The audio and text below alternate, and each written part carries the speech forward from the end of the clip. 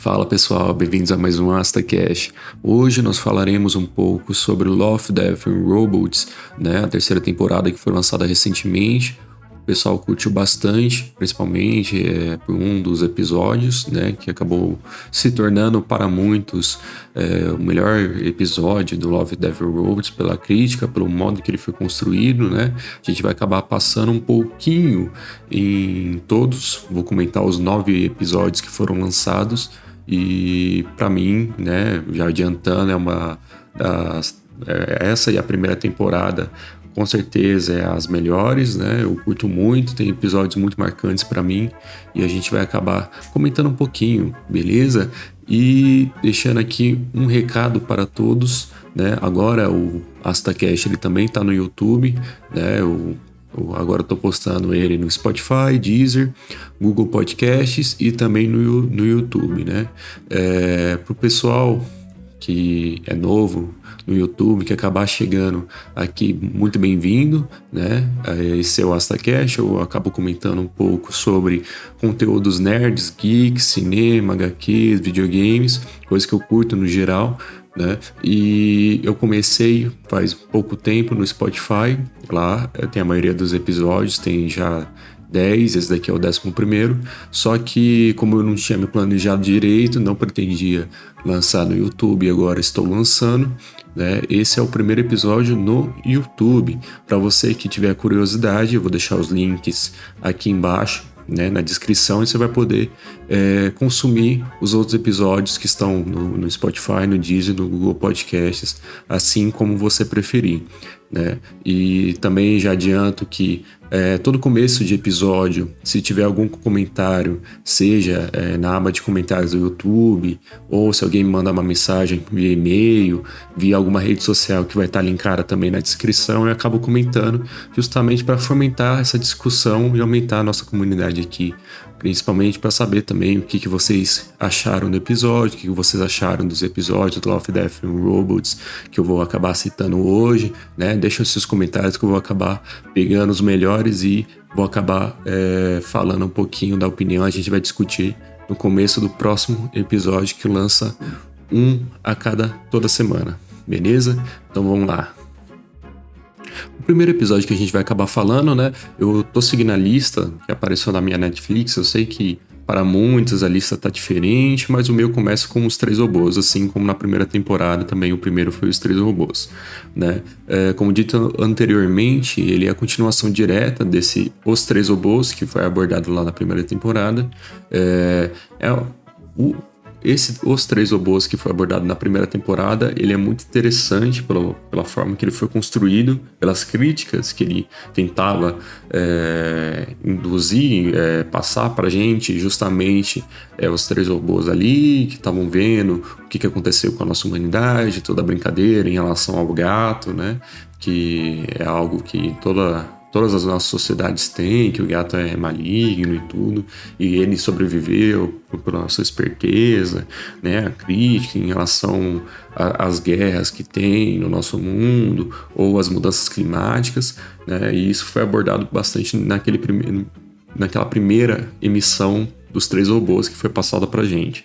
Nessa segunda vez que foi abordado, eu senti, na minha opinião, tá? Que começa um pouco mais da minha opinião, que eles tentaram fazer da mesma forma, né? Pegar os 3 robôs de novo, fazer uma passagem com críticas em relação ao estado atual que a gente está tendo. Tem ali uma crítica ao pessoal que é anti-vacina, que não aceitava o governo, ele queria viver do jeito deles, né? Os anarcocapitalistas, e eles acabaram se matando, porque o pessoal com menos condições também começaram a lutar uns com os outros e eles acabaram exterminando, ou eles consumiam carne de veado, como é dito ali no contexto do episódio, né? E eles acabaram ali justamente acabando com a fauna, com a flora ali, naquele ambiente. Aí vai um pouco depois, né? Sempre escalonando para níveis mais altos dentro daquela sociedade, que vai do pobre, e depois vai pro milionário ali,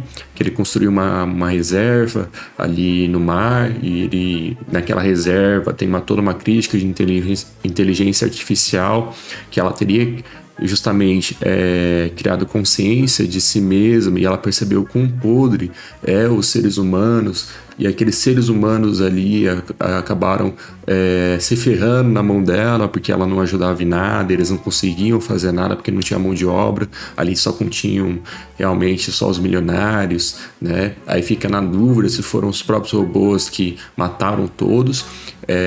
Um dos personagens ali, ele acaba citando isso, mas pela morte do pessoal ali, tem muitos deitados, muitos de forma diferentes, então não dá pra ter uma real certeza. Assim, a causa pode ter sido os robôs porque eles não quiseram justamente ajudar os seres humanos e eles morreram por essa falta de ajuda, que é uma crítica hoje em dia, que a gente não consegue fazer nada sem ter um assistente virtual, né? Não uma inteligência artificial ainda, mas a nos auxiliar, seja no seu telefone, seja no seu computador, né? As empresas precisam muito disso e é uma crítica que fica ali no ar. E depois eles escalonam um pouco mais, justamente ali para os governos que foram para bunkers depois que tudo virou caos. E eles tinham ali um método de agricultura e tudo, não deu certo, e eles optaram pela democracia extrema, né, que eles sortearam ali, e eles acabaram consumindo o outro que perdeu ali no sorteio, né, que ironicamente, como é dito pelo personagem, ele era o secretário de agricultura ali naquele lugar. Que também faz uma crítica bastante justamente essa democracia extrema, essa forma onde os governos se comportam, eles deixam o restante, as pessoas que precisavam, né, a manutenção e o ambientalismo justamente de lado para suprir essas próprias necessidades do que eles acabam causando, né? E depois disso, os bilionários, né, que eles estão tentando sair do planeta e tudo, e toda a crítica do próprio robô que ele fala que em vez, né, de pegar esse dinheiro e construir justamente uma outra locação em Marte, na Lua, seja lá o que for, né, gastar um puta dinheiro com foguetes, tudo, se eles focassem justamente fazer a manutenção da vida, a manutenção do ambiente que eles vivem, eles conseguiriam justamente sobreviver, que é algo que até o Neil deGrasse Tyson ele acaba comentando, né, que tem aquele paralelo entre o Elon Musk e o Neil deGrasse Tyson, que eles acabam compartilhando pontos de vista diferentes, que o Elon Musk acha que a única forma de conseguir manter a vida, né, seria colonizar outros planetas, e o Neil acha que justamente por todo esse dinheiro era mais fácil a gente pegar e fazer a manutenção da vida, né, de um ecossistema mais sustentável para a gente, né? E essa crítica é feita através ali do robozinho laranjinha e do robô maior, né? Tirando a robô meio triangular ali, que eu não lembro se eles têm nomes ou não, mas enfim, eles acabam fazendo esses opostos, né? E justamente eles acabam dizendo que aquela parcela 0,01%, né, que contém todo aquele dinheiro, se ele tivesse pegado todo esse dinheiro, que é uma grana enorme, e tivesse investido justamente no meio ambiente e tudo, provavelmente eles teriam conseguido, né, se feitos tão grandes como colonizar outro planeta, por que não arrumar o nosso, que a gente já está aqui, já é mais confortável, né? Tem todas essas questões, mas é um assunto muito complicado, né? Eu gosto que ele não tem medo de expor suas opiniões ali, né? Fica claro as opiniões dos personagens, se você concorda ou não, é outro 500, né? A discussão, ela não é sobre necessariamente a nossa opinião, assim, se a gente concorda ou discorda, mas fica fixo ali pelos personagens, né, que qualquer opinião de quem fez aquela animação, né? O robozinho pequenininho, ele tá sempre provocando, e aquele robô mais grande com os olhos um diferente do outro, ele tá sempre sendo um racional ali, né? Ele tá sempre fazendo análises que mostram opinião, né, concreta em relação àquele assunto. né? Para mim, o episódio é muito bom esteticamente, ele continua a mesma vibe do primeiro, né? Aquela primeira versão, por mais que eu ache que seja necessário essas críticas que ele aborda justamente nesse episódio, né? 8 minutos foi mais do que suficiente para esse episódio. Eu acho que se alongasse muito mais, acabaria justamente eu perdendo um pouco o foco das críticas ali, né? Eu fiquei surpreendido que em 8 minutos eles conseguiram fazer mais críticas do que muitos jornais por aí, né? E é um ponto muito positivo, ele conseguiu passar o que ele queria em poucos minutos. Os robôs ali têm muita personalidade, né? Tem um episódio dessa série, né, que eu vou acabar citando, que me incomodou um pouco o elemento visual deles, a forma de caracterização dos personagens, e eu sinto que dizer que, em comparação com os três robôs, apesar deles não serem modelos 3D humanos, né, eles acabam justamente pegando de uma forma muito curiosa, que passa muita veracidade enquanto ao mundo que eles apresentam, né? Parece tudo muito real, muito bem construído, o modelo 3D dele. E eu, que sou modelador também, eu fico impressionado com a qualidade técnica em relação ao que foi apresentado ali nesse episódio. Para mim, é um dos modelos 3D mais sensacionais ali que eu já vi, né? Eu curto muito da estética dos três robôs, apesar que eu acho que foi muito literal esses três robôs, né? O primeiro episódio lá na primeira temporada, eu acho que ele foi muito mais subjetivo, né, nas coisas que ele tentava passar, e aqui eu achei que ele foi muito exposto. Não sei se esse foi a motivação maior, justamente porque ele queria dar uma opinião em cima, justamente com o robô dos dois olhos, um de cada cor, mas no geral eu curti muito, né? Eu curto muito das críticas que ele acaba abordando, e que é muito importante pro momento que a gente está vivendo atualmente, né? Tem a piadinha do gato ali, que quando chega em Marte, você tava esperando quem? O Elon Musk, sabe?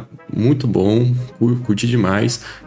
O tempo dele é perfeito, as piadas, as coisas que são apresentadas é perfeito, né? O modelo 3D também perfeito.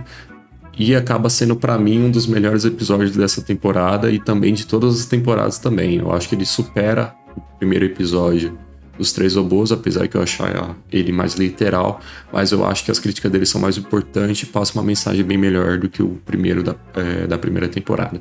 Aí nós temos em seguida o segundo episódio, que é o Viagem Ruim, né?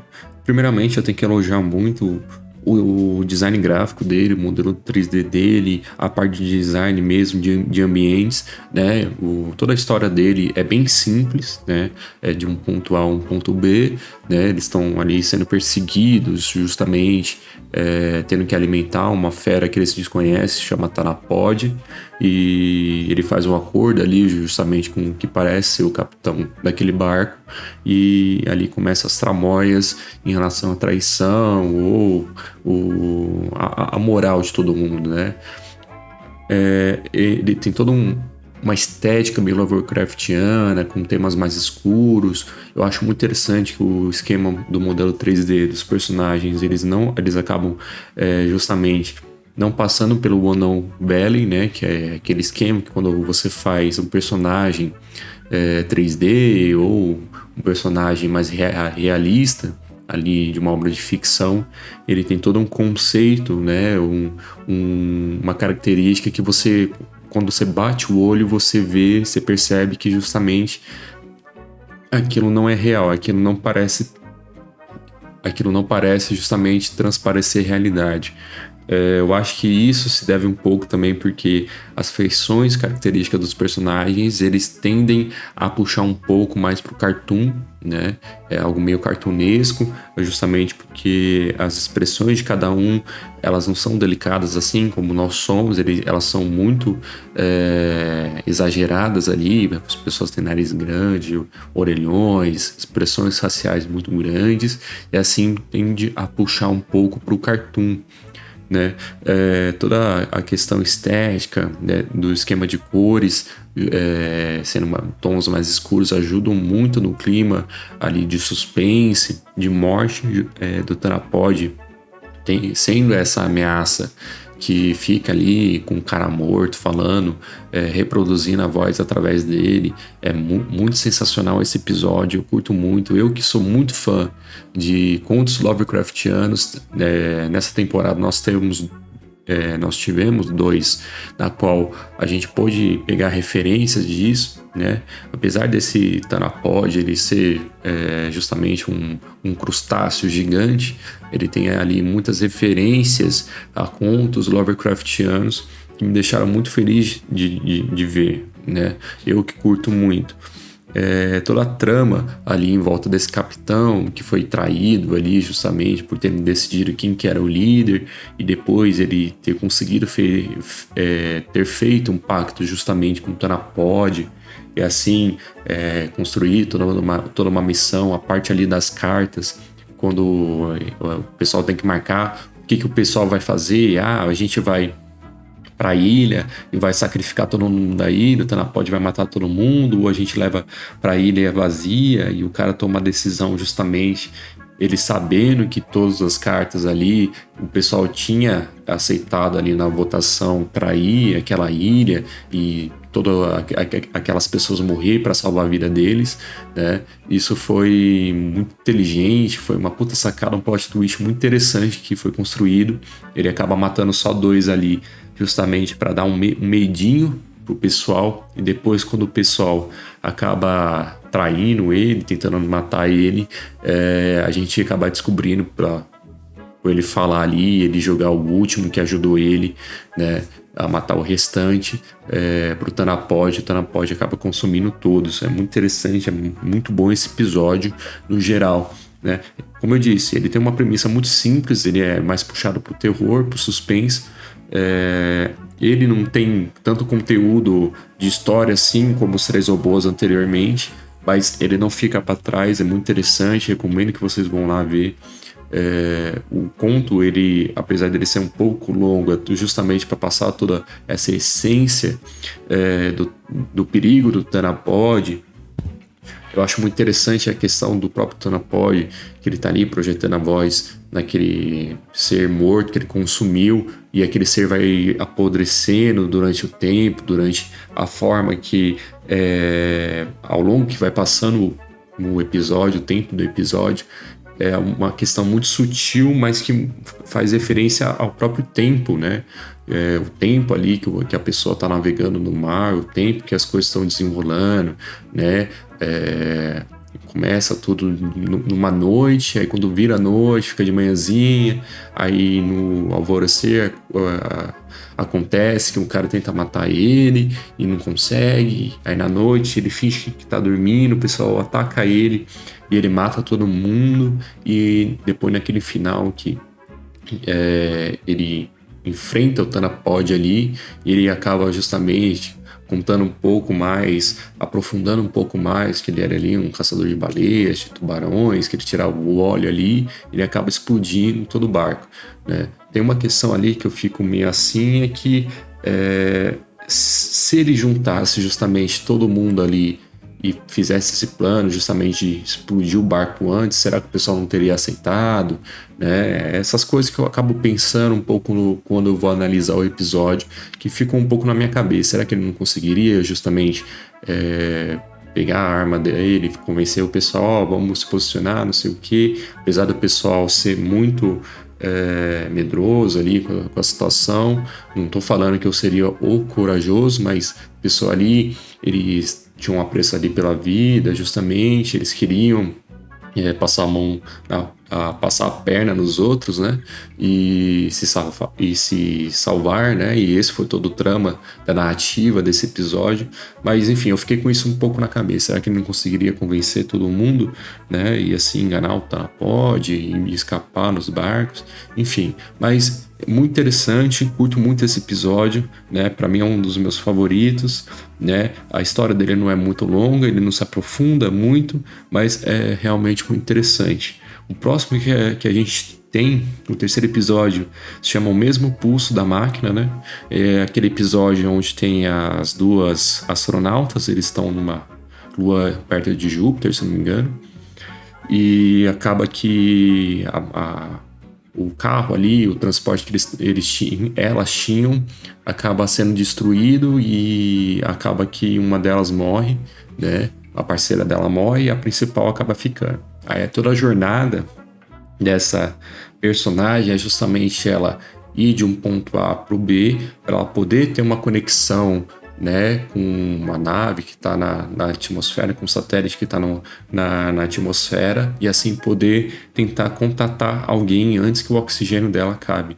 Né? Toda a questão dela também é justamente que ela vai puxando a amiga dela morta, né? E ela vai acaba tendo situações onde ela acaba tendo alucinações, mas não é bem claro se é alucinação ou não, porque há todo um contexto meio místico em relação ao próprio planeta e as coisas que ela consome, né? Porque a questão é o seguinte, tá acabando ali o oxigênio dela e ela acaba justamente sofrendo alguns danos ali e ela tendo que injetar nela mesma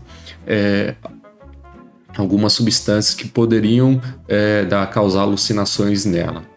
E ao longo do tempo a gente vai vendo que aquela lua, aquele planeta, perto de Júpiter, que ela está indo, está explorando, ela percebe que parece ter uma vida, né? Que o tempo passa diferente em relação ao que está acontecendo ali, mas nunca é claro, essa é a pira desse episódio, que nunca fica claro realmente, né, se é algo da cabeça dela ou se o planeta tem uma consciência viva mesmo, né? O ponto da jornada dela, as questões mais filosóficas, né, do ser, de tentar se encontrar, de tentar achar algo maior do que ela mesma, né? Ela conversando com a amiga dela morta ali, que a amiga dela morta se torna outra coisa, que a consciência dela vai pro planeta e ela se torna outra coisa. É uma viagem, né? A questão estética dele é totalmente diferente dos outros episódios. Ele é um 2D misturado com 3D. É bem diferente, é bem legal, né? É bem puxado pro desenho mesmo, né? As questões de cores mais vivas, assim, como como o próprio Júpiter, né? As cores mais puxadas para os tons de Júpiter, amarelados, alaranjados, né? É muito interessante a forma que foi colocada o design em relação a esse episódio. Eu curto demais, né? Toda essa questão, acho que foi um ponto alto. Eu acho que são 17 minutos, né, desse episódio. Eu acho que acaba se alongando um pouco demais na proposta dele mesmo, que é justamente essa pira, se a gente não sabe se é uma alucinação dela ou se o planeta está conectado com tudo e todos mesmo, assim como parece estar para ela, né? A tecnologia ali fala através da amiga dela, a consciência dela, entre aspas. Porque a gente não sabe. Acaba falando através da tecnologia, através do planeta, né? E tem todo aquele lance que eu já falei, da consciência, algo maior do que ela, o planeta, ser vivo, uma consciência interligada a tudo e todos, né? Eu acho que acaba se estendendo um pouco demais, realmente, a piração da ideia, né? Até o ponto que ela acaba não tendo escolha, ela vê ali que ela não tem saída, que a única solução é ela se jogar ali e se juntar ao planeta, entre aspas, né? Ela se junta ali no líquido que vai matar ela, né? E acaba se juntando àquele planeta, aquela consciência unificada. Apesar que eu achar que toda essa questão ela demora muito para um propósito muito pequeno, para um modo de contar uma história muito fraco ali na questão que não é algo tão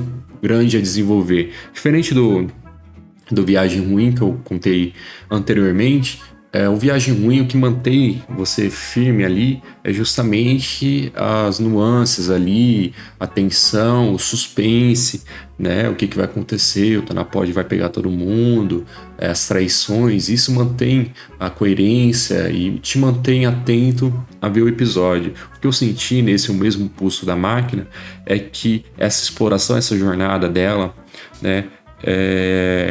Alucinante, essa jornada toda dela junto com a amiga dela acaba se tornando um pouco maçante demais para a proposta, que é um tanto pequena, né? Aquilo que eu já falei, o primeiro episódio, os três robôs, para mim eles passam tanta informação em 8 minutos e abrange tanta coisa em 8 minutos, ou A Viagem Ruim, ele aborda um tema e mantém nesse tema por 21 minutos, mas muito bem contado, que esse é o mesmo Pulso da Máquina eu achei muito esquecível, né?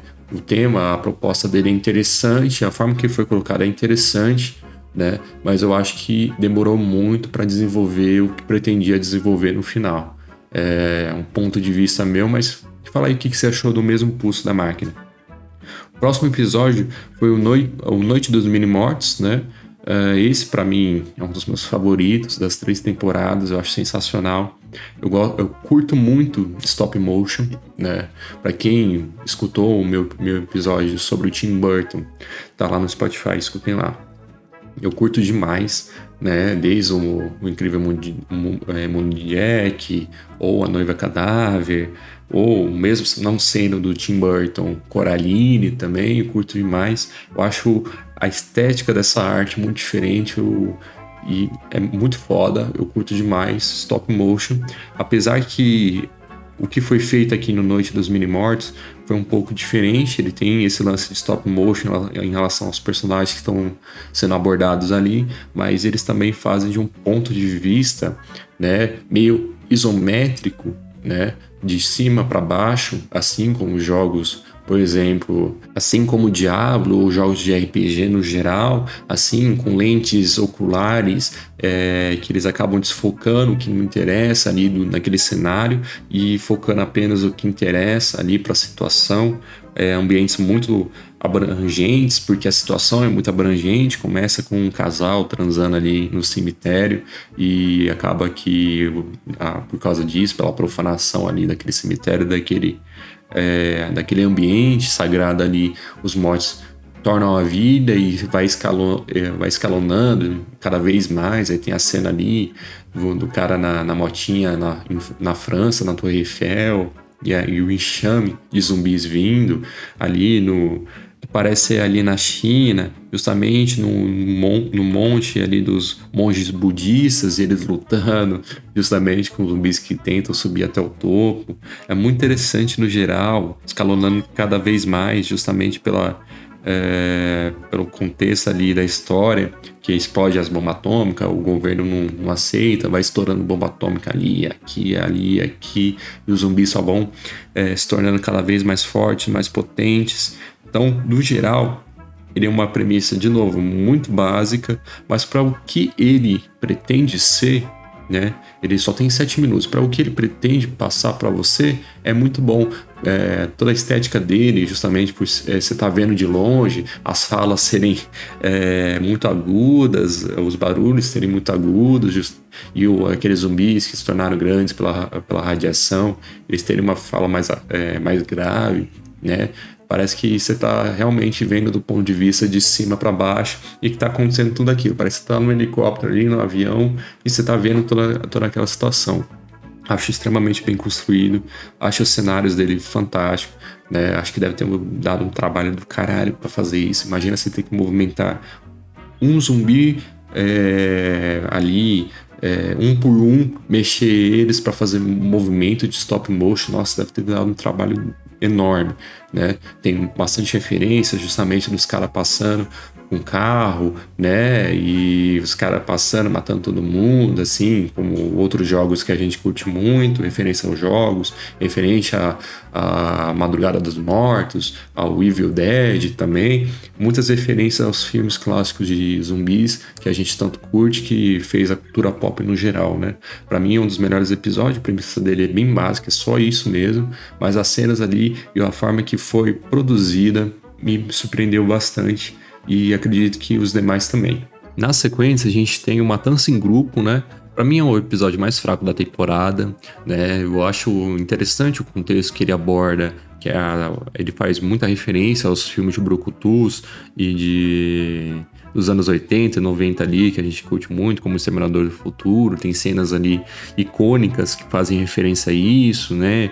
Ele faz bastante referência ao estereótipo norte-americano de soldado, que tem que mostrar humilde, tem que mostrar virilidade, tem muitas piadas sobre pau, e toda essa questão estética que faz um pouco de paralelo também, até o Top Gun, o Maverick, enfim, ele pega todos esses conceitos, mas diferentemente até do A Noite dos Mini-Mortos, que eu acabei citando anteriormente, ele acaba não pegando um protagonismo ali em relação aos outros episódios, porque, na minha opinião, o tema dele é muito batido, né? Ele já foi abordado diferentemente por muitos anos, inúmeros filmes e séries já abordaram isso de diferentes formas. Nós temos muitos atores e atrizes que acabaram colaborando e fizeram suas carreiras enquanto a isso, então acho que acaba passando um pouco batido justamente ele, porque tá batido o assunto, né,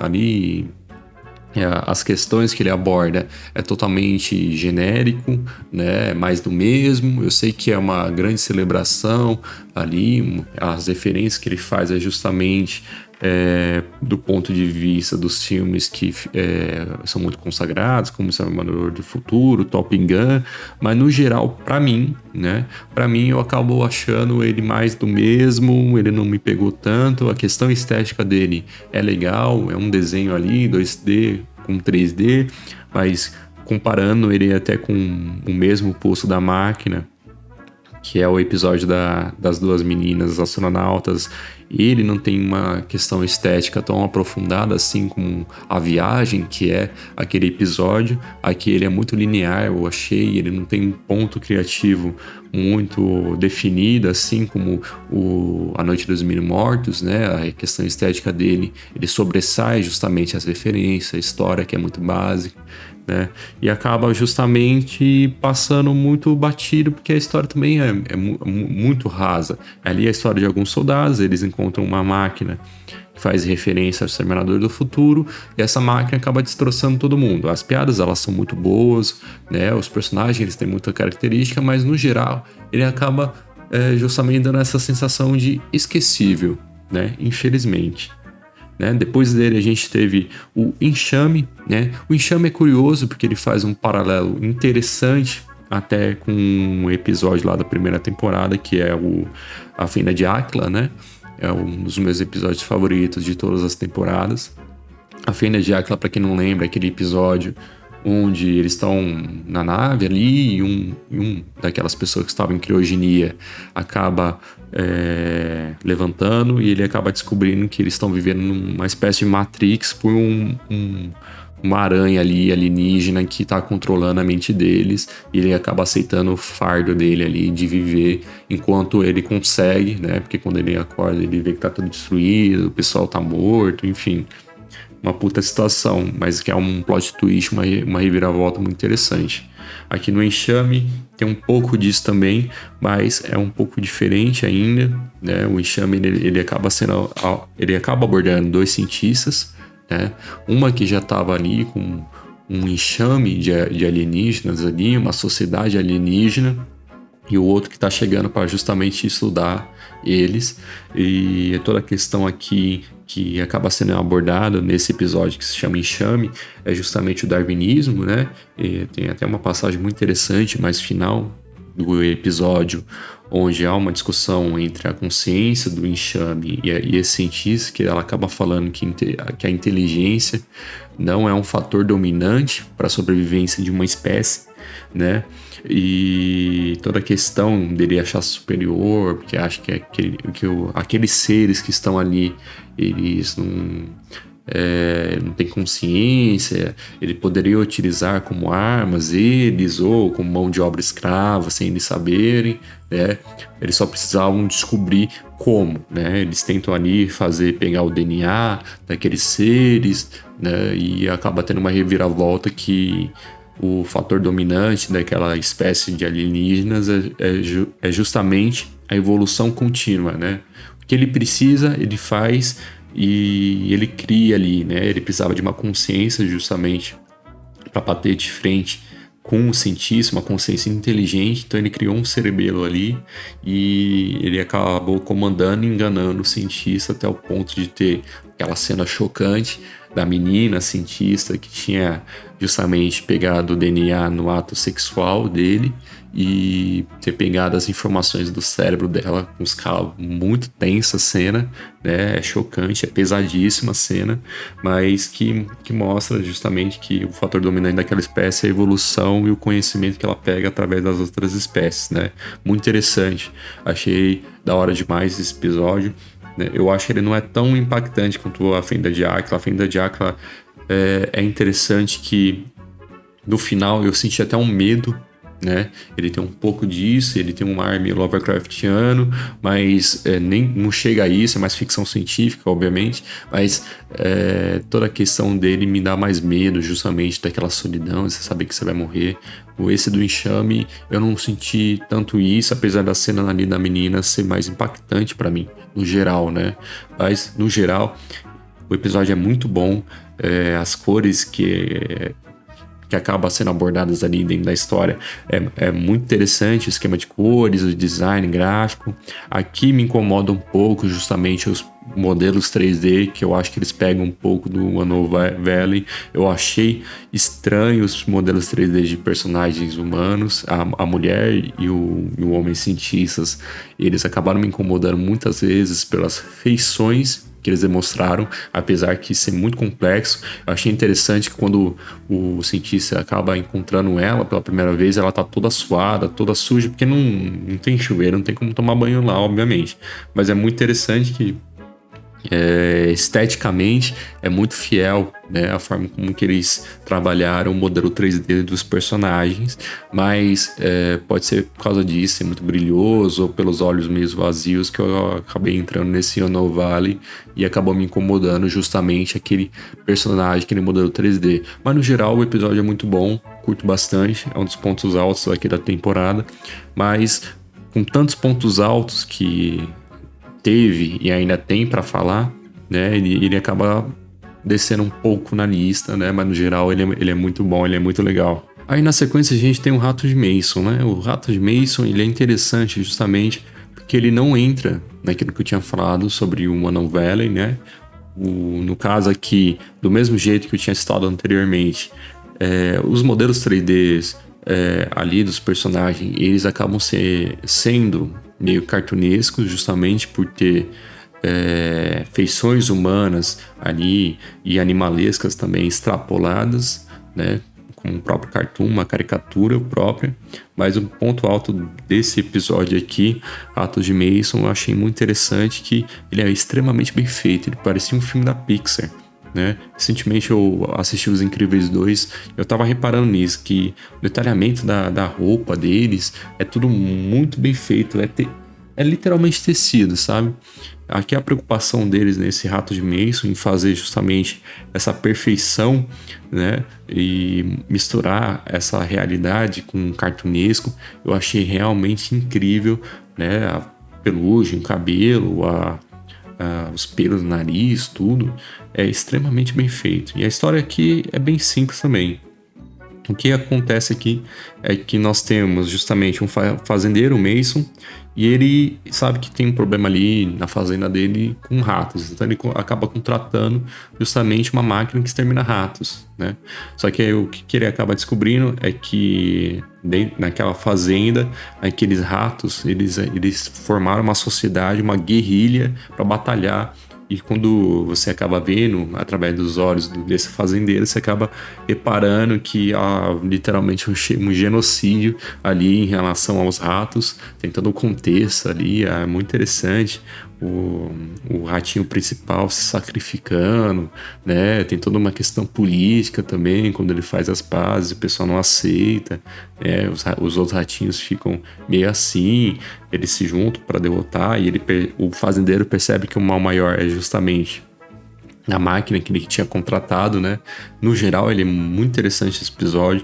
Ele tem uma crítica em relação à própria guerra que eles criam ali, que já foi abordado em outros outras séries também, como por exemplo, consigo citar aqui o Game of Thrones, né? Para quem não lembra, né? Tinha ali as Mulheres da Natureza ali, né? Eu acho que é assim o nome, não lembro. Mas é aqueles seres marronzinho que foi abordado quando o Bran foi atrás do Corvo de Três Olhos. E a gente descobre que elas acabaram criando os White Walkers justamente para poder matar os humanos ali que estavam exterminando a raça dela, né? E acaba que os White Walkers acabam se rebelando contra ela e os humanos também, transformando no mal maior, né? E é esse mesmo ponto que foi trazido aqui para essa série, para esse episódio, a Fazenda de Mason, né? E a gente acaba tendo um pouquinho desse gosto quando o Mason ele acaba justamente pegando essa informação, vendo que o robô que ele comprou, projetou ali, junto com aquela empresa, é um mal maior que vai acabar exterminando todos ali. E ele também, quando ele pega consciência que aqueles atos vivem em harmonia, tem uma sociedade e tudo, ele acaba se arrependendo disso e percebe que só está fazendo genocídio. Mas a história, ela é bem simples, mas se você pega um contexto geral e vai aprofundando nele, ele tem muito o que dizer, né? Ele é um episódio bem rápido, tem 10 minutos só, mas ele consegue abranger tanta coisa diferente que é muito interessante. Eu curti demais, né? A estética dele é muito boa, né? Os modelos dele, 3D, o ambiente, a ambientação, esquema de cores, é tudo muito vívido, parece realidade, né? Quem me dera fizesse um filme de 2 horas em relação a esse mundo que foi proposto. Aí na sequência a gente teve os Sepultados na Caverna, né? Esses Sepultados na Caverna tem 2 coisas que é interessante, né? Achei interessante que justamente os personagens eles são mais fiéis à realidade, eles são mais realistas, apesar que eu também acho que parece um jogo de videogame no geral, ele é muito bem feitinho, esse episódio, né? A premissa dele é bem simples como o restante, mas ele não tem tanto aprofundamento, ele é mais linear do que ele propõe, né? É ali um bando de soldados que eles precisam tirar um hostage, né? Um refém ali da situação, e quando eles acabam entrando dentro da caverna, eles descobrem seres, né? Que acabam desconhecendo, parecem umas aranhas que consomem rapidamente a carne humana e acabam matando um monte ali até eles descobrirem um templo ali dentro da caverna que parece ser um templo alienígena. Essa é a premissa básica do episódio no geral. Sepultados na Caverna. Pontos fortes aqui é justamente a estética que foi abordada, né? Aqui, como também o Viagem Ruim é uma clara referência aos contos Lovecraftianos, não tem jeito, né? Os Sepultados na Caverna, ele tem até o ponto de mostrar um bicho Lovecraftiano.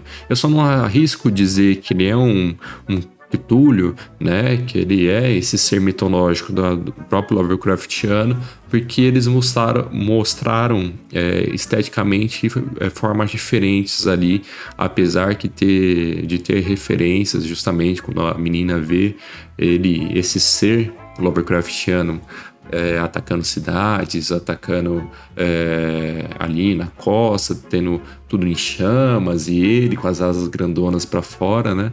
Ele faz uma grande referência justamente a essa passagem do Cthulhu, mas não é muito claro, né?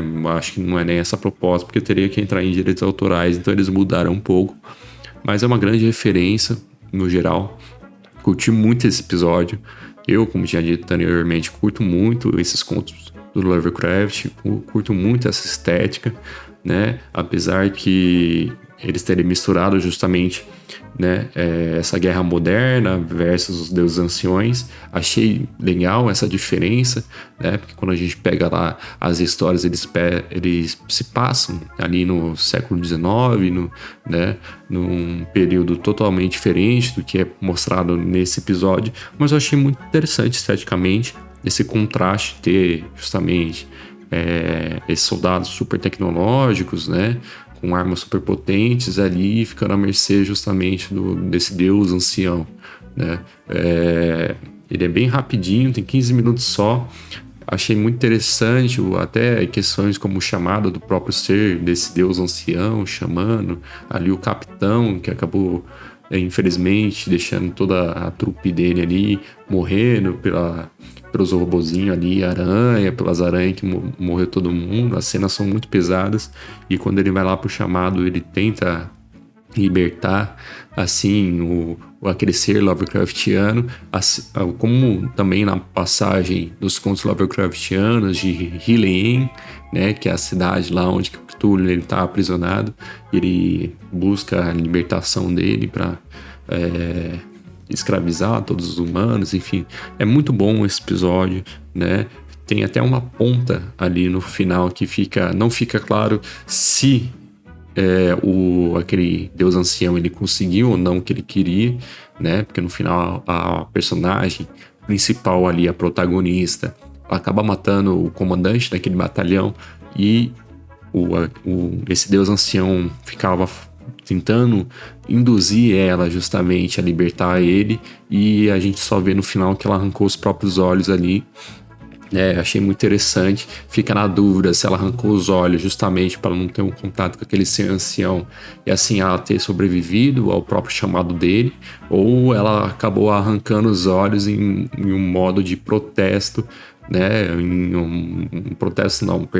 Um modo de oferenda justamente para esse Deus ancião, né? Fica aí esse ar de duro, e espero que eles acabem mostrando de novo em uma próxima temporada, né? Esse gancho que eles acabaram deixando, achei muito interessante. No geral, o episódio é muito bom, mas também ele acaba se tornando um pouco esquecido, porque a premissa dele é bem básica, né? A gente não consegue se aprofundar tanto. É um conto bem linear, como tinha dito, e não tem tantas questões internas para serem discutidas, porque é uma história rápida, né? Mas muito interessante, principalmente porque eu gosto desses contos. Mas no geral, para a maioria das pessoas que não tem esse contato tão grande com esses contos, eu acho que acaba se passando mais batido, né? Acho que tem outros que acaba tornando mais fiéis ali na cabeça, né? E a gente tem o grande, né, fazendeiro, né? Mas o nome dele é um pouco diferente, ele é Híbaro, né? Híbaro, o pessoal curtiu bastante esse episódio. O Híbaro, ele tem uma questão estética muito diferente dos outros. Ele foi gravado, né, em ambientes reais, mas os modelos 3D dele parecem um pouco diferente. Eu tive um problema com esse episódio no geral. Ele é muito bom, não estou dizendo que ele é ruim, mas eu acho que os personagens dos modelos 3D, eles acabaram entrando muito no Anão Valley, até um ponto de me incomodar mesmo. Tem ali certas cenas que me incomodaram muito, né? Os trejeitos ali, a forma de se comportar. Teve uma hora ali que eu já tava meio agoniado. Apesar que eu sei que, pela premissa ali do episódio, é um pouco disso que se esperava e queria passar, porque é uma situação muito tensa que ele tá abordando ali. Tem toda uma questão estética, justamente, uma crítica do conquistador europeu ali, espanhol, né? Especificamente espanhol, porque a gente acaba vendo que tem esse surdo, né? Que ele tá junto com o grupo dele, e tem o comandante, que ele veste aquelas roupas clássicas espanhóis dos conquistadores douradas, né? E ele acaba justamente indo ali junto com que parece ser servos da igreja, né? Também faz uma alusão ao catolicismo, que acabou tendo bastante atividade aqui nas Américas pelo método catequismo, né? Dos indígenas, pelo método forçado, justamente. E há essa crítica muito ferrenha, até o ponto dessa sereia, que é o personagem mais marcante desse episódio, o Híbaro, né? Que ela é toda adornada, né, de joias, ouros, pedras preciosas, que quando acaba tirando dela é como se estivesse matando a terra, aquela representação daquela terra, né? E é aquele espanhol que acaba arrancando os pedaços dela, o ouro dela, é como se estivesse deixando literalmente ela pelada, né? Deixando nada para trás e tá roubando todas as riquezas daquela pessoa, daquele grupo, daquele lugar específico, né? Tem essa questão que dá para você interpretar ali justamente do conquistador espanhol que foi lá para as terras, aqui da América, tirou todo o ouro, escravizou, matou, fez maior genocídio e acabou levando de volta justamente, deixando a terra, o ser aqui, a América, pelada, entre aspas. Por que eu falo pelada? Ali, quando a gente acaba passando um pouco do tempo do Híbaro, a gente acaba tendo a relação justamente desse ser, desse conquistador europeu surdo e mudo, que faz também, na minha opinião, um pouco de referência ao que as pessoas daquela época faziam, que eu não estou escutando os gritos de ninguém, eu também não pronuncio, não questiono nada, então para mim tá tudo bem. Eu acho que é uma grande alusão a isso, né?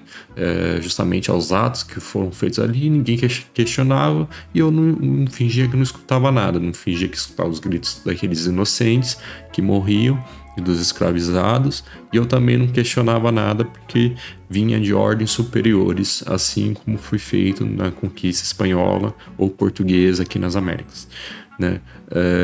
E quando tem esse contato com essa sereia, que claramente faz uma alusão à terra e também ao mar, aquela região, a toda a dança dela que faz matar os amigos ali, os compatriotas que estavam com ele ali. A cena é muito legal, que ela acaba dançando e xingando todo mundo a dançar e a se matar, e todo mundo entra na coreografia. Tem até um ali que acaba morrendo porque a armadura é pesada e acaba sendo puxada pelo cavalo, porque a rédea tá presa na perna.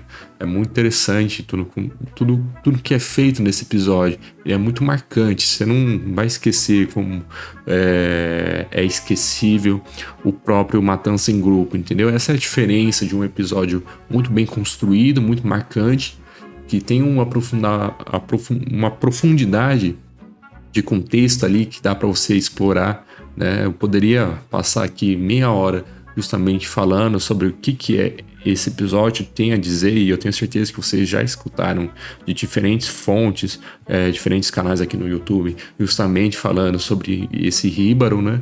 O Híbaro, no geral, ele é fantástico. Eu acho que o único ponto que me incomodou muito mesmo foi esse ponto do Unknown Valley. Ali tem umas cenas justamente da sereia dentro da água, ou ela tendo interação justamente com esse conquistador europeu surdo, mudo, né? Que acabou me incomodando demais ali na cena que ele tá dormindo e ela acaba se deitando com ele. Puta, aquela cena me incomodou demais, fiquei muito agoniado. Mas muito bem feita, a crítica dele é muito legal, né? Ele tem muita coisa para ser explorado. Tenho certeza que pode passar daqui 3 anos, as pessoas ainda vão tirar interpretações diferentes e que fazem muito sentido com essa obra. Eu falei aqui um pouco só do que eu acho dessa obra, né? A premissa dele é isso, é justamente esse conquistador achando essa sereia tentando agradar ele, porque sabe que o seu canto não vai atingir ele, e quando ela dá um beijo nele ali, ele acaba se machucando e ele acaba apagando ela e arrancando todo o ouro, deixando ela pelada e largando ela justamente ali naquele rio, naquela terra, né? E quando ela percebe que ela tá ali pelada, que ele foi arrancado, tudo foi tirado dela, ela se revolta e ela dá de volta a audição a ele, né? E ele acaba sofrendo com a audição até o ponto que ele acaba morrendo justamente ali nas mãos dela, né? E assim, e a cena final acaba mostrando embaixo justamente ele com os demais compatriotas dele, que é como se fosse justamente todo o ouro, né? Entre aspas, todas as mortes que foram varridas para debaixo do pano por causa de um ouro, por causa de um bem material, um bem bem de consumo ali, que eles acabaram tirando de tantas vidas ali. Uma bela crítica, não é à toa que foi tão comentado esse episódio. O Híbaro, com certeza, é um dos melhores episódios de todas as temporadas, né? Toda a questão estética dele, até hoje eu não sei como é que eles acabaram construindo, porque eles parecem serem modelos 3D, justamente agindo ali no meio de uma paisagem real, né? Parece que eles tiraram as fotos, gravaram nas paisagens reais e acabaram introduzindo os elementos 3D ali dentro daquelas filmagens, mas no geral não tenho certeza se é isso mesmo, né? É uma forma muito diferente, até porque aqueles modelos 3D eles foram baseados em alguns personagens, personagens que eu digo modelos reais, humanos reais, que estavam interpretando aqui aquela cena no geral. Até porque as cenas de dança ali, quando a sereia acaba encantando, ela é muito vívida, né? Ela é muito fluida, então acaba me dando certas dúvidas de como foi feito aquilo. Eu, como modelador 3D, eu não sei bem como é que foi feito. Estão de parabéns, pessoal. Acho que essa temporada, no geral, ela é muito boa, né? Curti demais essa temporada. Pra mim é a melhor. A segunda tinha me broxado um pouquinho, né? Eu acho que ele foi muito raso, a segunda temporada no geral. Os episódios não eram tão bons, tinha só 8 episódios, mas essa terceira temporada, apesar de ter menos episódios que a primeira, acabou vindo com com um maior peso. Os episódios são muito bons, tem uma variedade artística muito grande, né? Eu acho muito legal essa proposta da Netflix, justamente pegar essas obras, essas pessoas, esses diretores, esses modeladores, esses artistas, e dar uma liberdade, uma grana, uma liberdade de expressão ali para fazerem o que eles quiserem, que acaba gerando justamente essas obras que são curta-metragens, mas que tem tem mais profundidade do que muito filme da Marvel aí, né? Então é isso, pessoal. Aqui fica esse episódio sobre Love, Death and Robots, a terceira temporada, né? Curti muito mesmo essa temporada. Estou louco para ver uma quarta, assim que for possível, né? Mas diga aí, qual que é o seu episódio favorito? O que você acha sobre as opiniões que eu acabei de contar sobre esses episódios, né? Por favor, deixem aqui nos comentários do YouTube ou em qualquer rede social que você acabar consumindo o meu conteúdo, né? Eu sempre vou acabar justamente pegando esses comentários e falar um pouco no começo do próximo episódio, né? Para manter essa discussão firme e forte, beleza? Valeu, pessoal. Obrigado por ter escutado esse podcast. Esse é mais um AstaCast.